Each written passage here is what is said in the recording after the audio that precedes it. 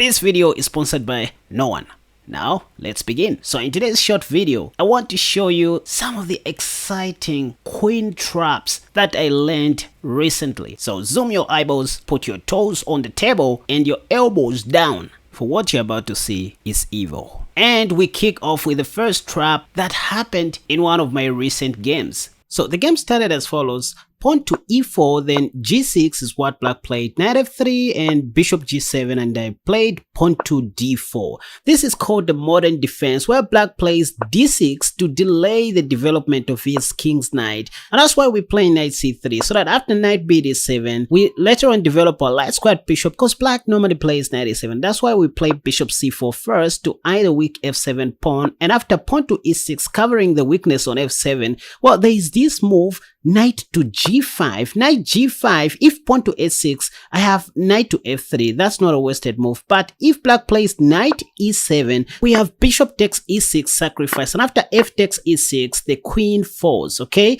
I do have a video on this line and I'm sure it has just popped up in the card bar. Feel free to check that video after you finish watching this one. And before I continue, I want to share the good news with you guys. I just created my clips channel called Casper Chess Clips, where you can find all my short funny videos that are also instructive, by the way. It is in such short videos and clips where content creators like myself try to emphasize a point instead of letting you watch the whole thing. Anyway, be sure to subscribe to this channel and also to my second channel. Right, let's continue. Trap number 2. Playing as white, you begin with pawn to e4 and then black responds with d5. In my last episode on the Scandinavian, I said you better take on d5 because that's the best move. And of course, queen takes d5 is the top played move, after which most white players like responding with knight c3. But if at all you watched my previous video, you will recall that I recommended the move knight to f3 first before you develop this common move knight c3. The top played move in the Lichess database, as you can see with your own eyeballs, is queen d8.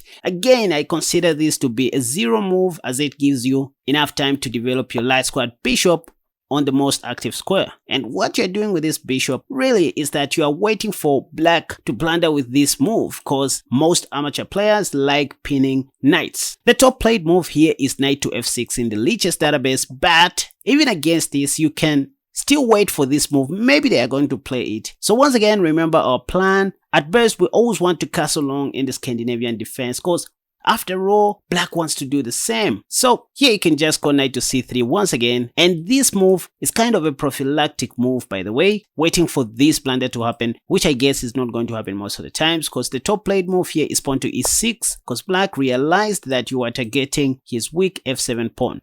So after this move, you know what? You can now choose what you want to do between pawn to d3 and d4. But d4 is more aggressive, honestly speaking, because you just want to go d5 next and open up the center. That's the target. So say black plays the top played move bishop e7, and now this is when you can castle short if you want. But if you want to be more tactical, try this move, guys. Knight g5. Why knight g5? You're provoking this weakness, pawn to h6. Again, this knight g5 move sets up a little trap that may occur if black carelessly plays knight b d7. So noticing that black's light squared bishop is no longer eyeballing the e6 pawn, this is when you can surprise your opponent by sacrificing your bishop on e6, and if they carelessly take back, guess what? Their queen is dead.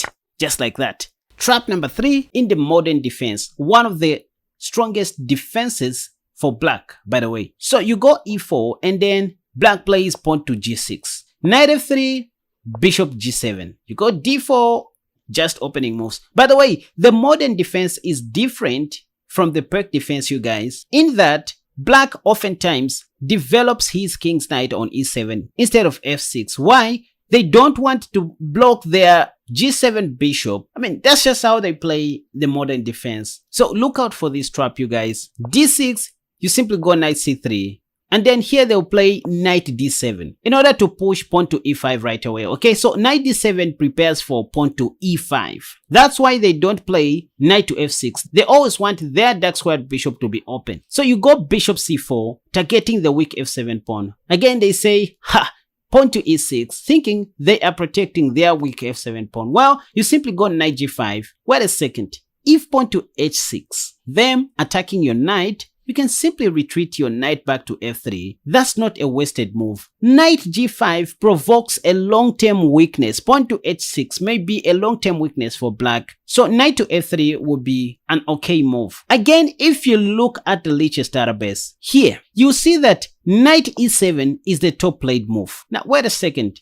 You can already see that, one, this light squared bishop is no longer defending the pawn on e6. And the queen is no longer defending the pawn on e6. 2, our bishop is eyeballing this pawn and our knight is also eyeballing this. So it is okay for us to sacrifice here. So that if f takes e6, now knight takes e6 surely wins the queen on d8. So that's how we play this game, you guys. Not to mention that we are also attacking this bishop. Trap number 4. Again in the Caro-Kann defense, so this is where now we play e4 and d4, then knight c3, so that if black takes, we take back with the knight. This is the main line, okay, Caro-Kann defense main line. One of the moves again that you'll see them playing is knight d7, preparing for pawn to e5 pawn push, or knight gf6. Well, you simply go bishop c4, again targeting the weak f7 pawn, and after knight gf6, you now go knight g5. You want to mate, okay? So they'll play pawn to e6. Oh, not yet. You go queen e2 first. And trust me, bishop e7, again, preparing to castle shot is what most of them play. So what do you do again? Well, I'm going to leave this up to you guys and hope you will find the right continuation. From here, please, you can leave your answers in the comment section down below, and don't forget to subscribe to my channel if at all you haven't already, and the like button is closer to your thumb, you guys. Just click on that if at all you enjoyed this video in order to encourage me to keep on making more wonderful videos just like